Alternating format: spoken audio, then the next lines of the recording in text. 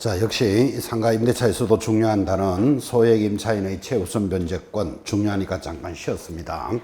자, 다시 최우선 변제권이 무엇입니까? 하고 물으면 최우선 변제권은 항상 이야기했습니다.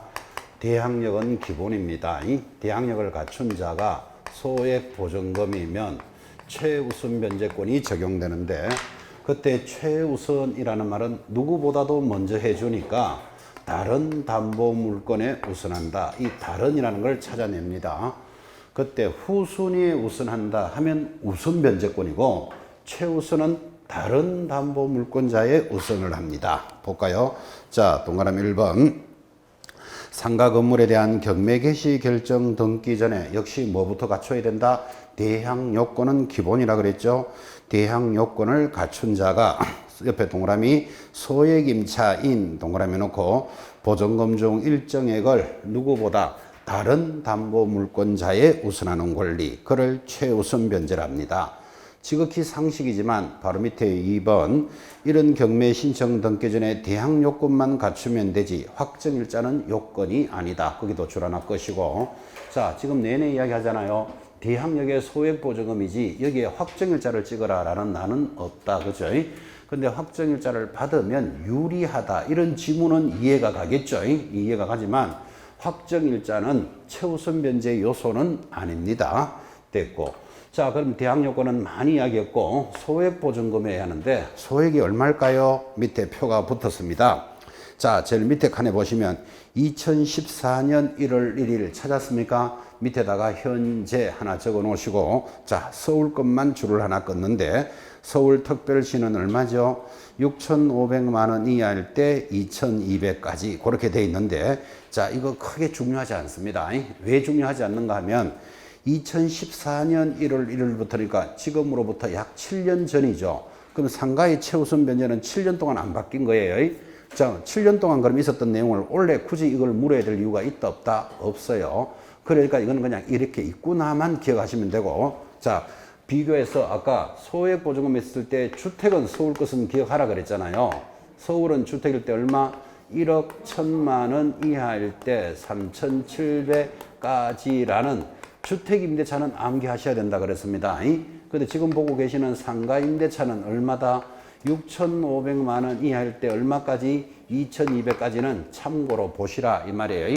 바뀐 지가 몇 년이 됐으니까 7년이 됐는 걸 굳이 지금 문제를 낼 걸 일이 없으니까. 그래서 상가에 이런 게 있다만 기억하시면 되는데, 최우선 변제는 내내 강조했지만 조건이 두 가지가 중요하다 그랬잖아요. 주택 임대차의 첫째 얼마? 2분의 1의 범위, 상가도 똑같습니다. 그리고 아까도 계속 강조했지만 선순위 담보 일자를 기준으로 한다. 이게 중요한 거예요. 자, 그 내용이 표 바로 밑에 붙었죠. 주의해놓고 소액 임차인의 여부는 환산 보증금을 기준으로 판단해서 소액 임차인을 결정하는데, 오른쪽 올라가서 일정액 상단에 뭐라고 돼 있죠?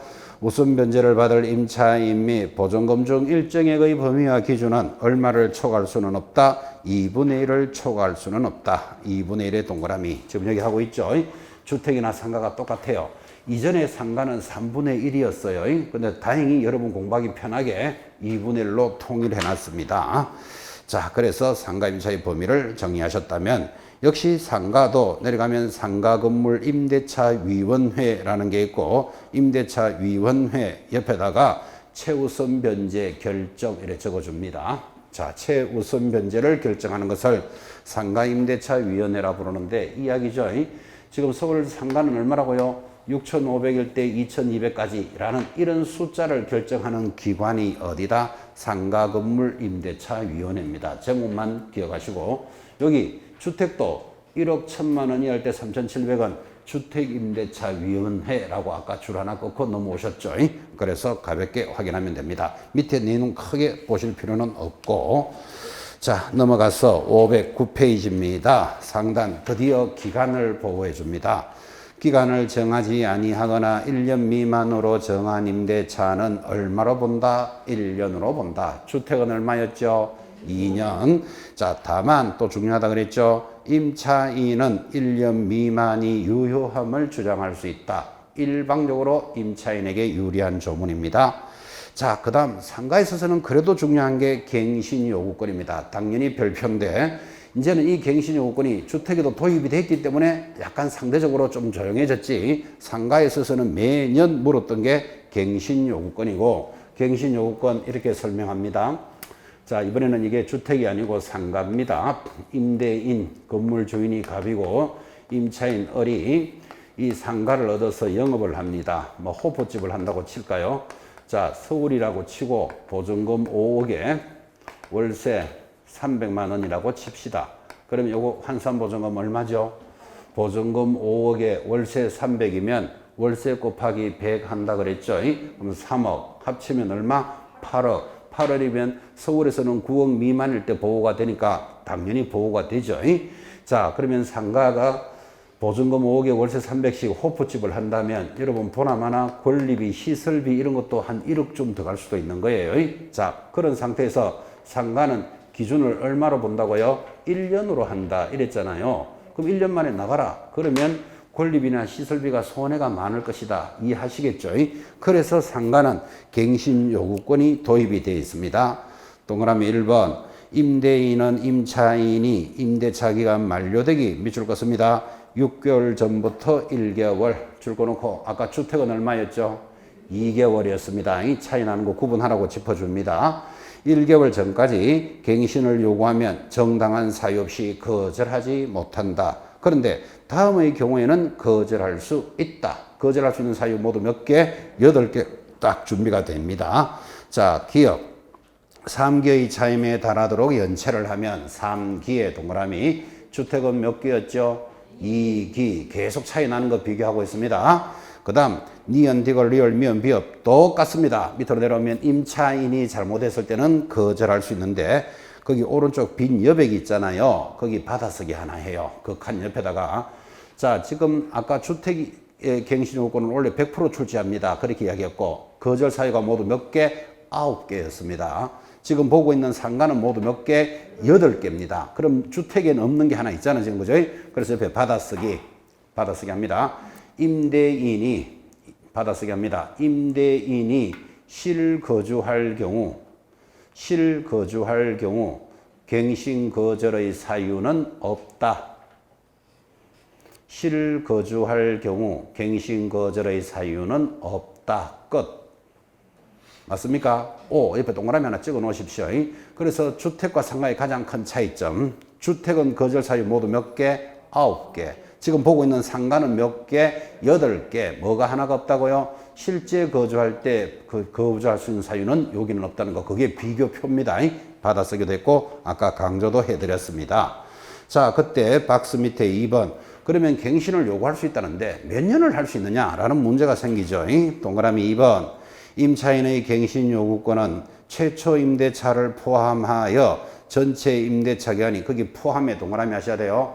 포함을 제외하고 이렇게 잘 내요. 제외 X 표시합니다.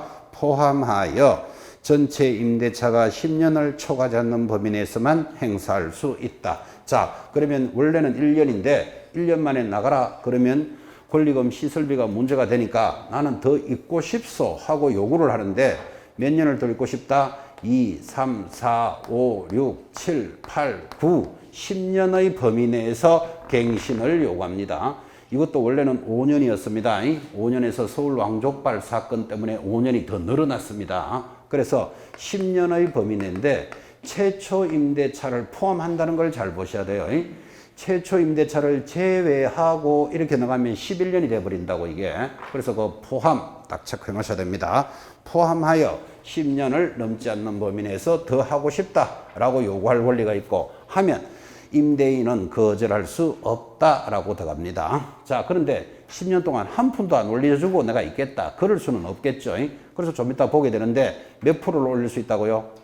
5%를 인상할 수 있다고, 정액은. 그런데 더 중요했는 거, 아까 서울엔 9억을 넘더라도 갱신요건 인정해 준다 그랬잖아요. 그때는 5%를 적용하지 않는다고. 자기들끼리 알아서 받으면 된다. 그거 하나 주의하시라 그랬다고. 그죠? 기본적으로 상가가 적용되는 것은 정액은 몇 프로다? 5%를 초과할 수 없는 거예요. 근데 그 초과해서 인정하는 것들은 알아서 받는다. 그렇게 이야기했습니다. 그 말이 밑에 연결이 되어 있습니다. 자, 동그라미 3번 갱신되는 임대차는 전임대차와 동일한 조건으로 계약한 것으로 보되 그래도 정액을 할 때는 제일 밑에 얼마죠? 100분의 5를 정액할 수 있다. 그리고 5%까지는 올리고 10년 동안 있을 수는 있다. 기본 틀이었죠.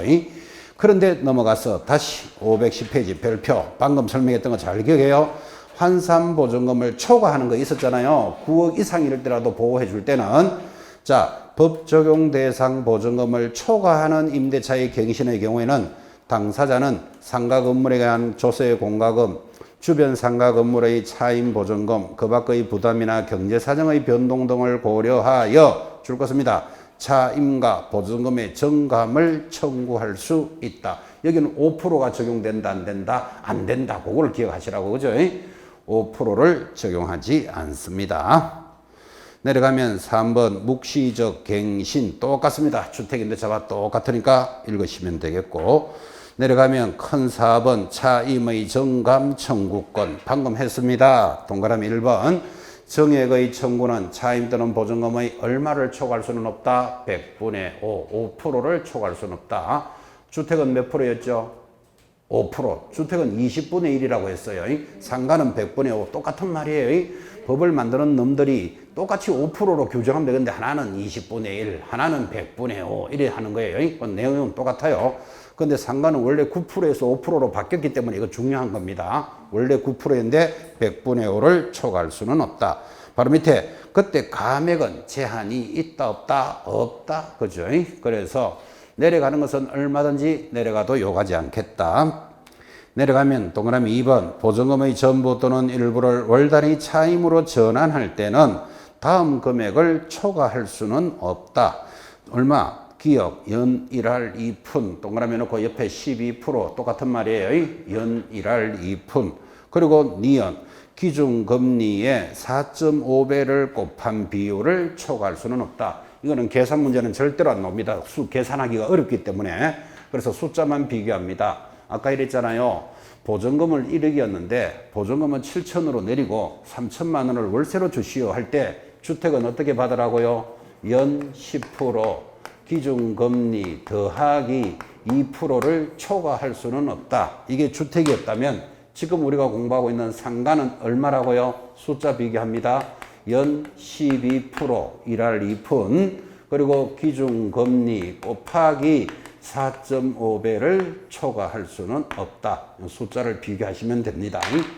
계산 문제까지 물을 이유는 없고 이런 것들이 이제 법 조문에 이렇게 지나가는 거예요. 여러분 시험 지문에서 주택은 연 10%, 상가는 주택은 기준 2%를 초과할 수 없다. 상가는 연 12, 기준금리 곱하기 4.5배를 초과할 수 없다라고 지나가면 맞다. 이렇게 비교하라고 지금 체크하고 있는 거예요. 숫자를 반대로 돌릴 수도 있고 조금 유의한다면 주택은 기준금리 더하기 2%예요. 근데 상가는 기준금리 곱하기 4.5예요. 더하기 곱하기도 의식 있게 한번 봐놓으셔야 돼요. 초과할 수는 없다. 지금 체크했던 것 비교해 보셨고 자 넘어가면 오른쪽에 드디어 권리금의 보호제도입니다. 그 권리금에 동그라미를 해놓고 권리금이 뭘까요? 하니까 1번 권리금이란 임대차 목적물인 상가 건물에서 두째 줄에 영업시설이라든지 비품, 거래처, 신용, 영업상의 노하우, 상가 건물의 위치 이런 것들을 권리금이라고 부른다. 그건 가고 있고 이제 동그라미 2번 줄자 긋습니다.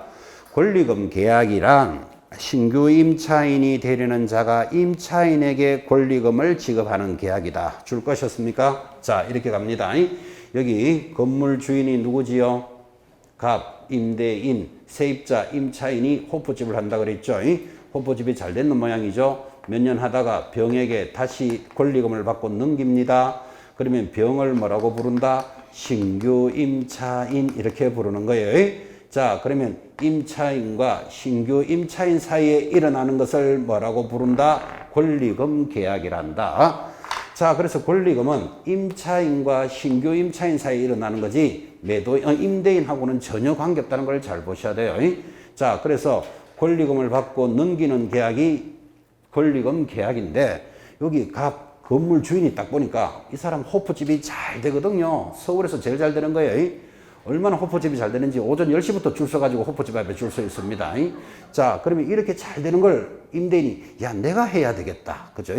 어리 보내고 내가 해야 되겠다. 그러면 새로 권리금을 받고 넘기려는 이제 신규 임차인에게 지금 보증금 5억에 월세 300인데 지금부터 월세를 1,000만 원을 받아야 되겠다. 이렇게 되면 신규 임차인이 들어올 수 있다 없다? 못 들어오게 돼 있죠. 그러면 손해를 누가 입는다? 임차인이 손해를 겠죠. 그래서 소토리가 임차인은 뭐 손해배상을 청구할 수 있다. 그렇게 만들어져 있겠지. 그죠? 그 다음 임대인은 이 사람이 들어오는 행위를 방해하여서는 아니 된다. 시험 지문에 놓으면 당연한 이야기죠. 사실은. 그죠? 이런 식으로 방해하여서는 아니 된다. 그런데 또 더 재밌는 건 임대인이 방해할 수도 있다고. 언제? 신규 임차인이 들어오는데 신규 임차인이 빠릿빠릿한 사람이 들어와야 장사도 잘하고 월세도 따박따박 나올 건데 어리버리한 노숙자 같은 놈이 옵니다. 그러면 자기가 딱 보니까 야, 저 사람은 호프집 해가지고 장사 되겠나? 그때는 거절할 수도 있다. 근데 사람 딱 보면 여러분 영업 잘하겠다 못하겠다를 알 수 있다 없다? 없죠. 그죠? 그러니까 법이 이제 이렇게 졸속으로 좀 만들어져 있는 거예요. 그러니까 권리금에 대해서는 6년 전에 도입을 하고는 바쁘게 도입을 하고는 문제는 한 번 딱 나온 거예요. 그래서 개념만 잡으시면 돼요. 깊게 갈 필요 없고. 자, 그렇게 해서 내려가면 큰 2번에 1번 권리금 회수기의 보상해서 동그라미 1번만 줄 겁시다.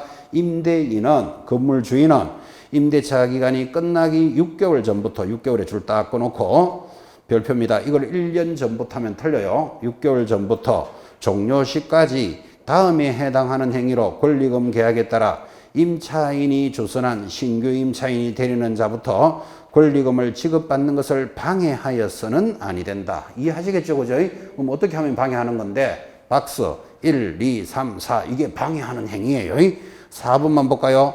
정당한 사유 없이 임대인이 임차인이 주선한 신규 임차인이 되려는 자와 임대차 계약의 체결을 거절하는 행위. 봐요. 두 사람이 권리금 계약을 하려는데 임대인이 정당한 사유도 없이 그것을 거절하는 행위 하여서는 아니 된다. 당연히 이해되죠.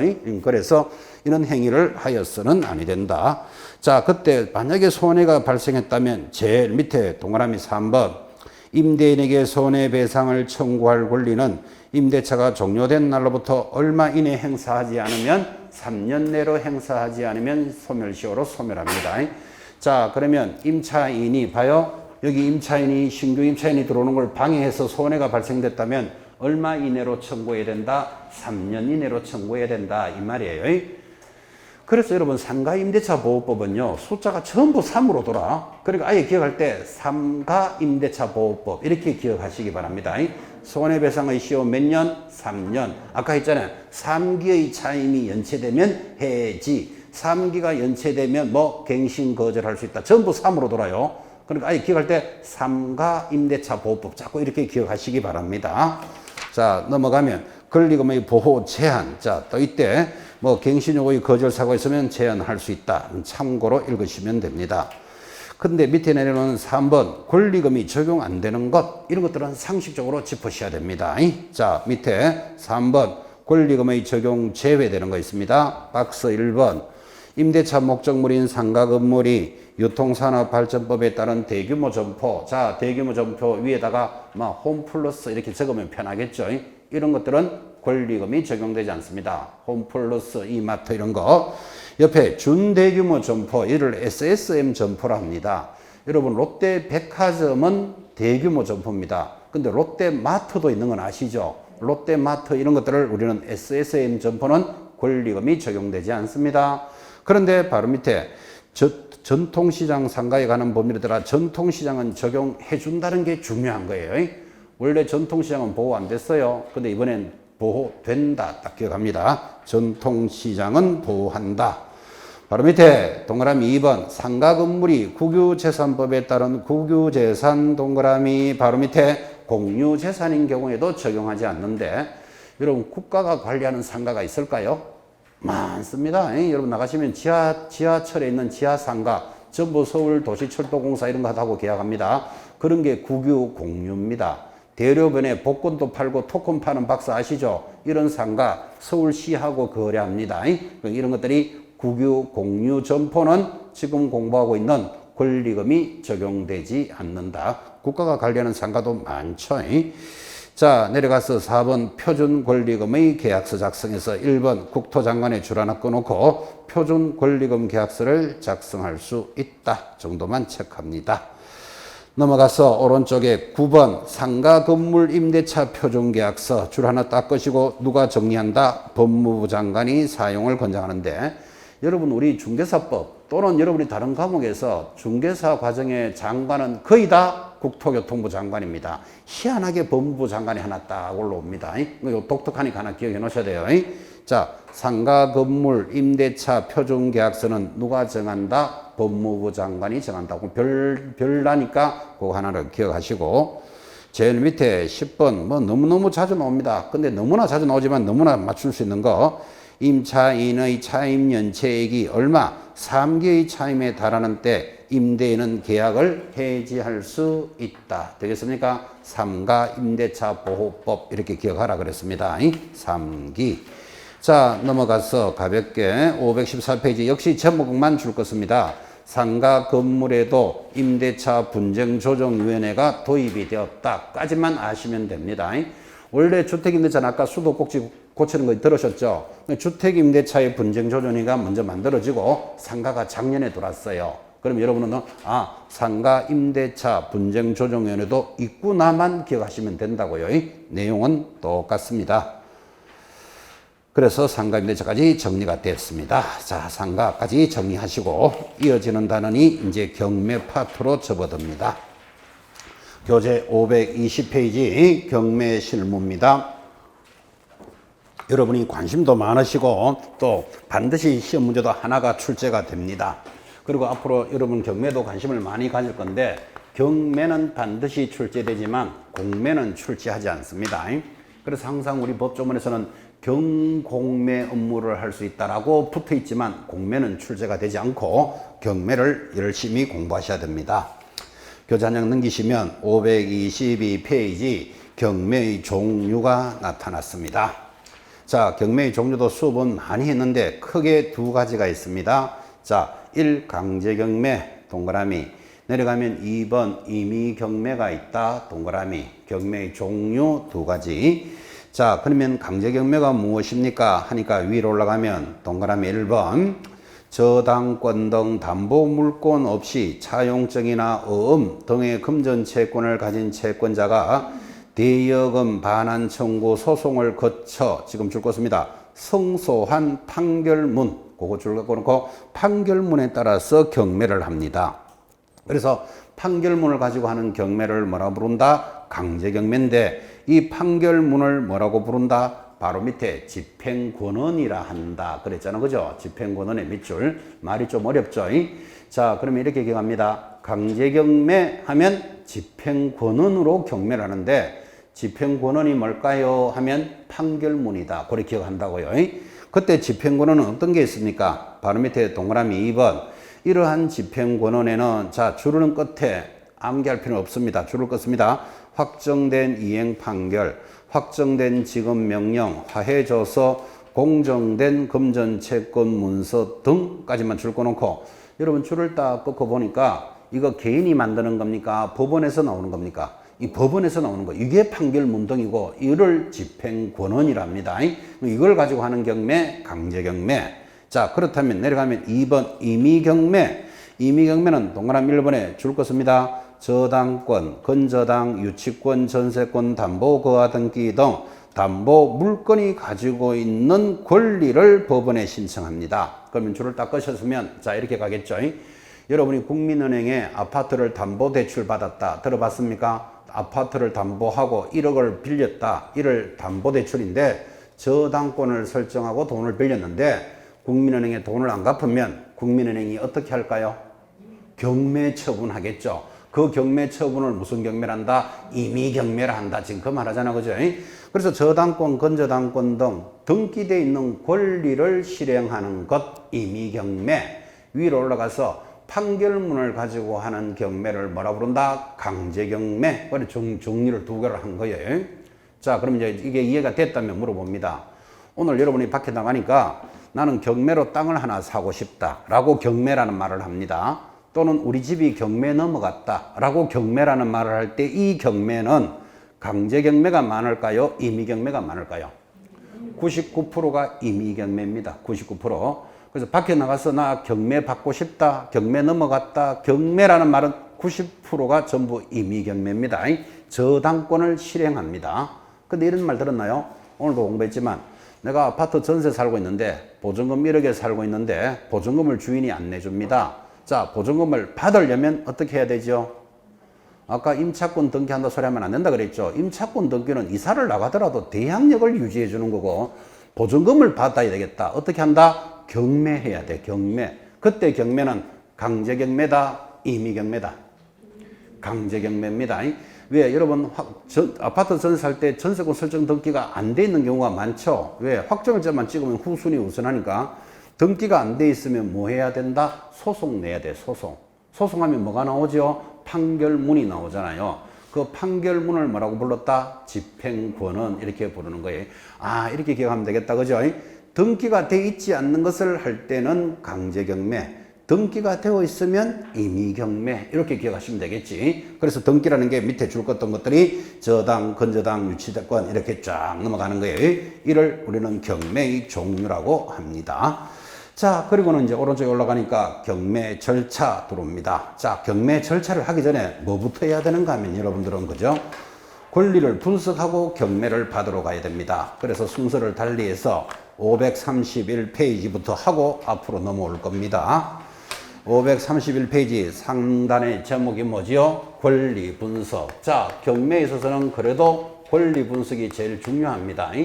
내가 이 물건을 경매로 받으려면 이게 안전한지 위험한지 확인을 하고 경매를 받으러 가야 되죠. 그래서 안전한지 위험한지를 분석을 해야 되는 것을 권리 분석이라고 합니다. 자, 권리 분석 531페이지 보니까 내려가니까 1. 소멸되는 권리가 있다. 소멸되는 권리 동그라미. 쭉 내려가면 큰 2번 인수되는 권리가 있다. 인수되는 권리 동그라미. 이거를 권리 분석이라고 합니다. 자, 다시 권리 분석이 무엇입니까? 하면 뭐라고 이야기한다고요? 소멸되는 권리. 소멸되니까 없어진다 이 말이잖아. 그죠? 없어진다를 삭제, 소멸 다 같은 말이죠. 인수되는 권리, 인수주의를 찾아간다. 이것을 권리 분석이란다. 지금 제목에 동그라미 해드렸습니다. 자, 그럼 이것을 설명을 잘 하려고 그림을 그리는데 여러분은 그리지 말고 봅니다.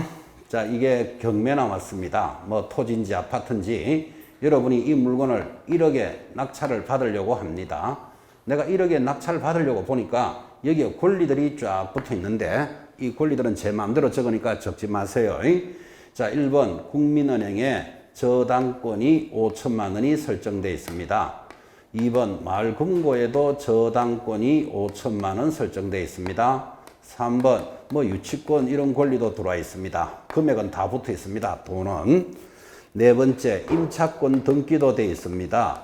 여러분 임차권 등기 오늘 공부하셨죠? 이거 왜 등기되어 있죠? 보증금을 못 받아서 등기하고 나가더라도 대항력은 인정해 주니까 못 받은 보증금이 등기되어 있다고요. 뭐 5천이든. 다섯 번째 뭐 전세권 등기도 되어 있다고 칩시다. 그러면 내가 1억에 낙찰을 받으려고 보니까 권리가 5개 좀 붙어 있는데 내가 1억에 낙찰을 받고 나면 이런 권리는 없어진다. 없어진다를 뭐라 부른다? 삭제주의다. 그럽니다. 그럼 없어져 버리니까 내하고는 관계가 없죠. 그래서 없어지는 권리를 안전한 권리다. 이렇게 말하는 거예요. 나로 하여금 부담이 없으니까. 자, 그런데 내가 1억에 낙찰을 받고도 이거를 인수해야 된다. 그럼 인수한다는 말은 5천만 원 내놔야 된다. 이 말이잖아. 그죠? 돈이 5천원처럼 1억을 더 내놔야 된다고. 그래서 인수한다. 이 말은 위험한 권리다. 이 뜻이에요. 자, 그래서 안전한 권리와 위험한 권리를 찾아가는 것을 권리 분석 이렇게 말합니다. 그럼 여러분들은 이 아파트인지 땅을 경매 받을 때는 안전한지 위험한지 확인해야 된다, 안 해야 된다? 해야 되지. 그래서 중요한 단원이다. 이 말이에요. 자, 그러면 안전한 권리 삭제주의와 위험한 권리 인수주의를 찾아가는데 안전한 것이 무엇입니까? 하면 이건 암기하셔야 됩니다. 교재에도 쭉 연결이 되어 있는데 교재 여러분 읽으시면 상당히 어렵게 되어 있습니다. 그래서 이대로 기억합니다. 삭제되는 권리, 그 저당권, 근저당권, 저당권. 압류, 가압류, 담보, 가등기 항상 삭제됩니다. 안전한 권리다, 그죠? 그리고 경매, 개시, 등기도 항상 삭제되는 권리, 안전한 권리. 몇 개 되지도 않습니다. 이 정도는 암기하셔야 됩니다. 자, 인수되는 권리는 위험하다 그랬습니다. 위험하니까 빨간 걸로 적겠습니다. 유치권, 법정지상권, 분묘기지권은 어디에 있든지 항상 인수되는 권리. 유치권, 법정지상권, 분묘기지권은 항상 인수되는 권리입니다.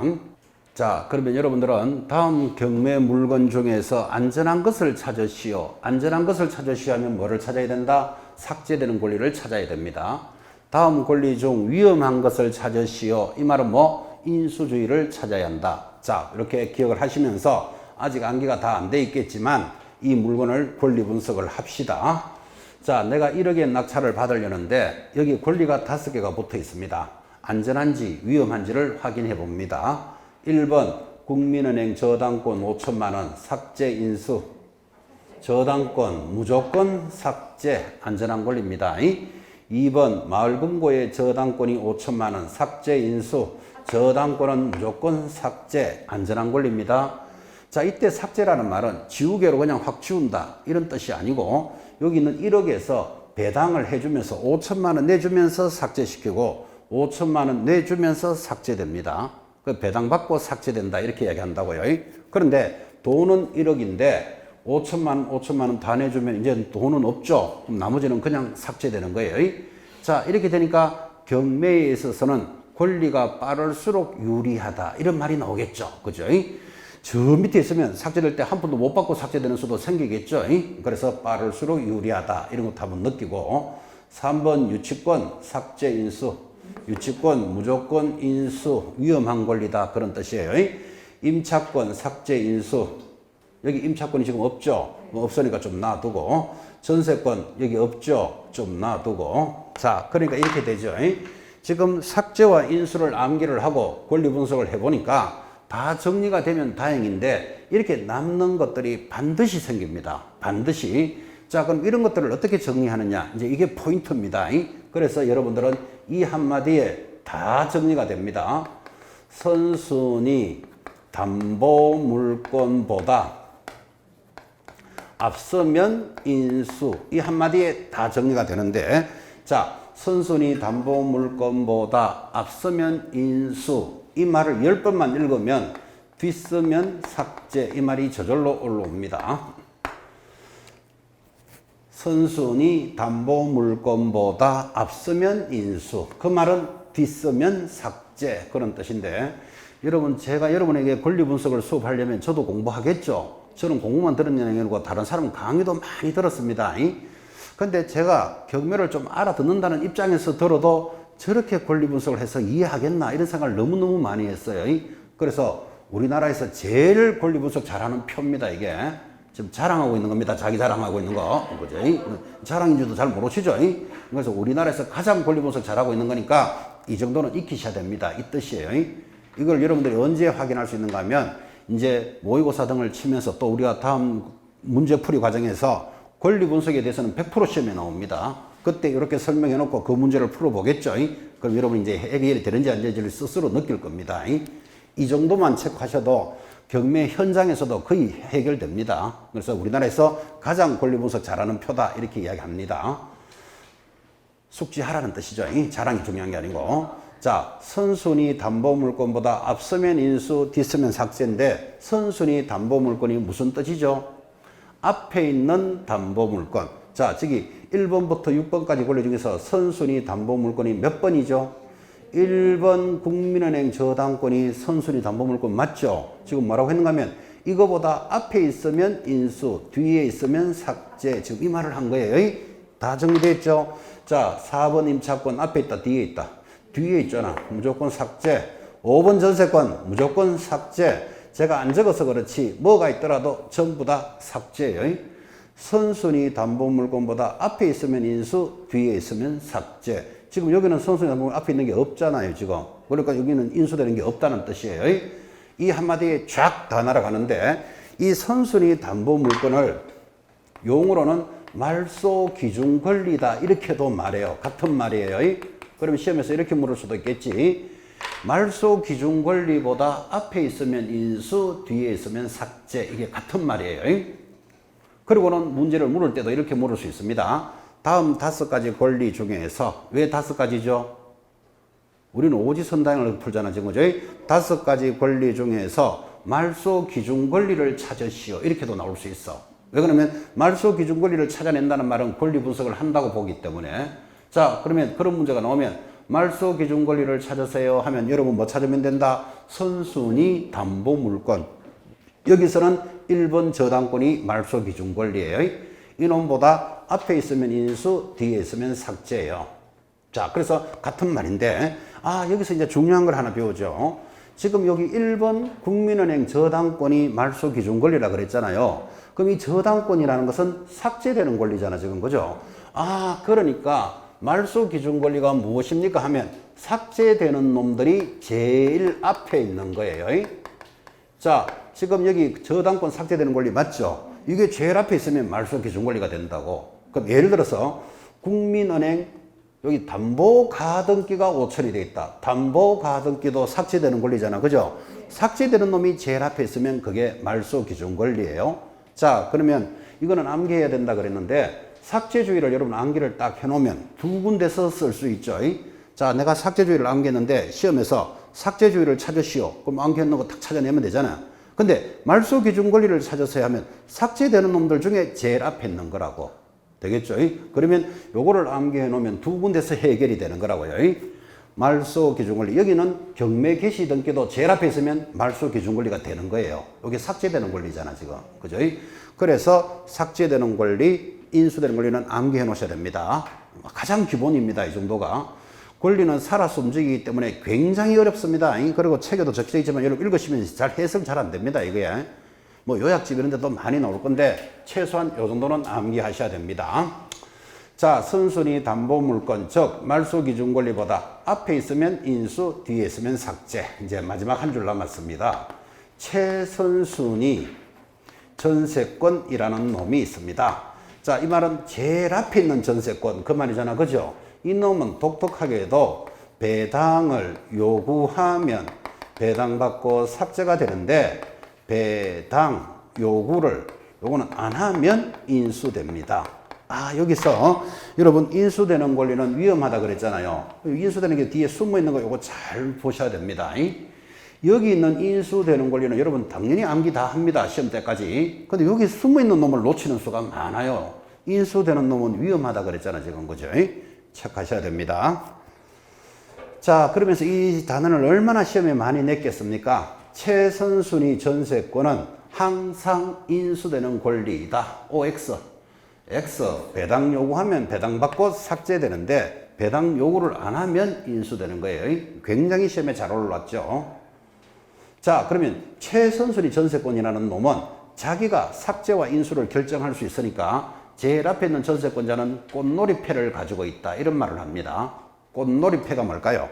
비바람 몰아쳐도 나는 꽃놀이 가는데 지장이 없다. 손해를 보지 않는 패. 그죠? 이거를 꽃놀이패 그럽니다. 여러분 고소톱 이런 거 쳐보셨나요? 고소톱 칠 때 내가 좋은 패를 들고 있으면 나 꽃놀이패를 들고 있다. 이렇게 말한다고. 그럼 상대방은 반 죽는다. 이 뜻이에요, 지금. 그러면 경매에서도 꽃놀이패가 있는 거예요. 한번 볼까요?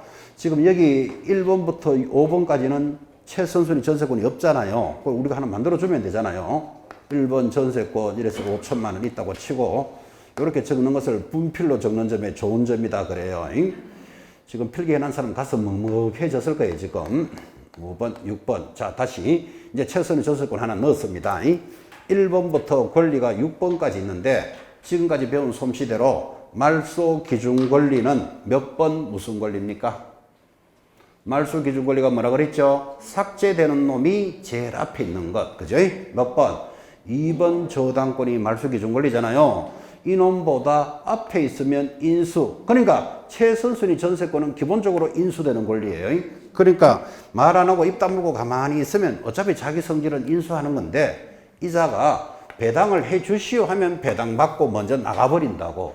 그러니까 손해볼 일이 없다는 말은 이 말이죠. 자, 제일 앞에 전세권자가 소풍 가려고 합니다. 근데 집이 경매 넘어간다네. 아니, 넘어가기나 말기나 나는 소풍 갈 거야. 뭐 소풍 갔다 오니까 경매 끝났죠. 끝나도 손해볼 일 없어. 낙찰받은 사람이 5천만 원을 책임져 줘야 돼요. 그 다음에 내가 소풍 가려는데 집이 경매 넘어간다네. 배당해줘. 나 속 시끄럽다. 배당해줘. 그럼 배당받고 소풍 가버리면 되는 거예요. 그래서 최선순위 전세권자 손해볼 일이 없다. 뭐 손해볼 일이 없으니까 뭐라고 부른다? 꽃놀이패를 가지고 있다. 이렇게 설명하는 건데, 여러분 시험 지문에서는 꽃놀이패 이런 거 나온다 안 나온다? 그런 건 안 나와요. 자기 마음대로 결정하는 패가 있다는 걸 느낌을 가져보시라고요. 그러면서 여러분한테 항상 물었어요. 여러분이 제일 1번에 있는 최선순위 전세권자라면 여러분들은 배당을 요구할래요? 안 할 거예요? 한번 생각해 보라고 물어보는 거예요. 자, 배당 요구하고 안 하고는 자기가 알아서 하면 돼요. 근데 배당을 요구하면 배당 받고 나가는 거예요. 5천만 원 받고 소풍 가는 거예요. 하기 싫다. 그럼 배당 요구 안 하면 돌아오면 그 사람이 인수해 주는데, 배당 요구하고 안 하고는 알아서 하지만 대체적으로는 배당을 요구하겠죠. 왜? 막 집이 경매 넘어가니까 속 시끄럽거든. 그러니까 빨리 배당해줘 하면 제일 먼저 받아서 나가는 거예요. 근데 어떤 사람은 배당 요구 안 해요. 왜 안 하는가 하면 지금 그 5천만 원 받아봤자 이만한 집에 들어갈 수가 없어. 나 기한까지 살고 나갈 거야 하고 배당 요구 안 하는 수도 있어요. 자, 그럼 중요한 거는 하고 안 하고는 자기가 알아서 하면 되는데, 이 물건을 낙찰받는 사람은 저 사람이 배당을 요구해버리면 내가 받은 낙찰 금액에서 받아서 나가니까 내가 손해가 없잖아. 그죠? 배당 요구 안 하면 내가 5천만 원 더 준비해놔야 돼. 그럼 1억 5천으로 사는 거예요. 그래서 경매를 받고자 하는 사람은 배당 요구했는지 안 했는지를 확인해야 된다, 안 해야 된다? 해야 된다고. 그게 중요한 경매 흐름이에요. 그래서 여기 있는 자들이 배당 요구했다, 안 했다는 내한테 영향이 크다고. 됐죠? 자기는 꽃놀이패지만 이걸 받고자 하는 사람은 신경 써야 되겠죠. 그래서 이제 좀 이따가 경매 절차에 배당 요구라는 말을 여러분한테 많이 하게 될 거예요. 좀 이따 따라 나와요. 그래서 배당 요구라는 말은 그래서 중요한 개념이구나를 느낌을 가지셔야 됩니다. 자, 여기까지가 권리 분석입니다. 위험한 물건, 안전한 물건을 확인하고 이제 경매 받으러 가야 되겠지. 그죠? 권리 분석 책 하시는데, 이제 이런 수업을 할 때가 됐는데, 여러분 여기 있는 전세권은 용익 물건이다. 이제 이 정도는 아시죠? 그죠? 전세권은 용익 물건인데 경매에 오면 전세권이 배당을 요구하면 배당받고 나가더라고요. 그러면 배당받고 나가는 삭제되는 권리는 전부 다 담보물건이잖아. 저당권, 건저당, 압류, 가압류, 담보가등기 이런 것들이 전부 담보물건이잖아. 그죠? 그래서 전세권은 용익 물건인데 경매에 오면 담보물건과 성질이 같아지는 거예요. 그래서 아주 독특한 심화학습을 하나 체크하는 겁니다. 여러분 교재 밑에다가 하나 적으십시오. 받아쓰기. 듣기만 하지 말고. 자, 받아쓰기. 아니면 그 권리분석이라는 제목 옆에다가 적어도 됩니다. 전세권은 받아쓰기 합니다. 전세권은 용익 물건이나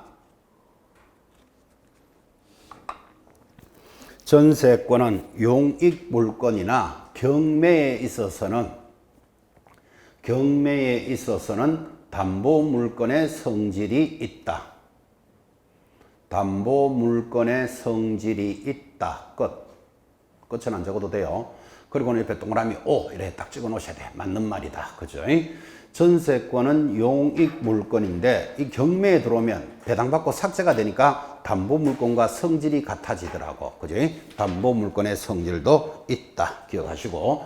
자, 그 다음에 이제 조금 더 보충 수업 팁을 한다면, 인수되는 권리는 위험하다 그랬잖아. 그죠?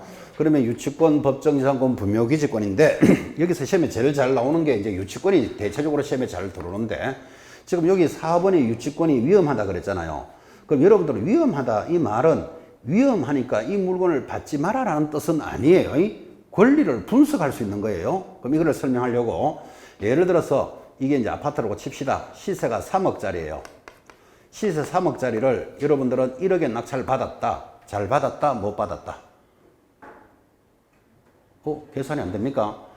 얼마짜리라고요? 시세 3억짜리 아파트를 내가 1억에 낙찰을 받았다고. 잘 받았다? 못 받았다?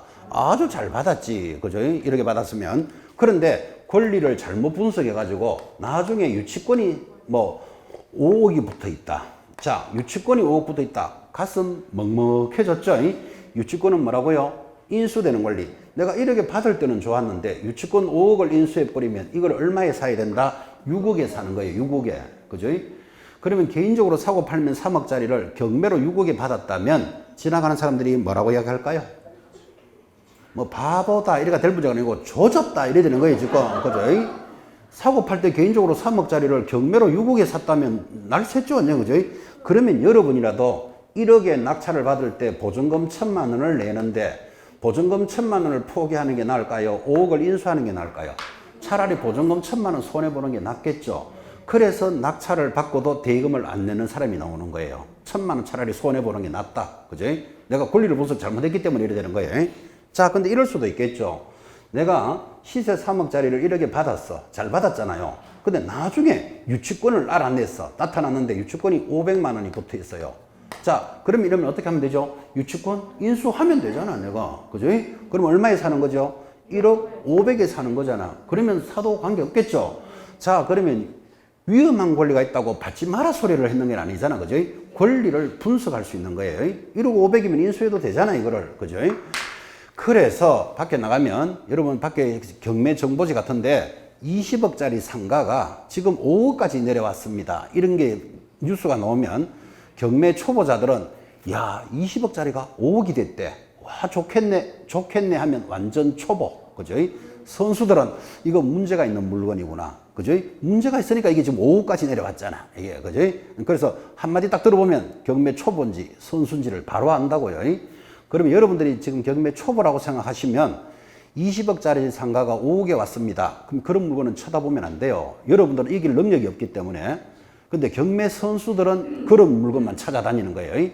예를 들어서 20억짜리에 유치권이 15억이 붙어 있어. 그럼 유치권이 15억이면 15억 내가 인수해야 되잖아, 지금. 그죠? 그러면 최소한 5억 밑으로 사야 뭐가 얼마라도 남을 거 아니에요. 그죠? 그래서 일반인들이 그게 안 들어온다고. 안 들어오니까 20억짜리가 자꾸 떨어져서 지금 5억까지 내려온 거예요. 그런데 선수들은 야, 저 사람이 유치권 15억이 있다고 주장을 하는데 나는 내가 판단하니까 저 사람 유치권이 허위야, 가짜야.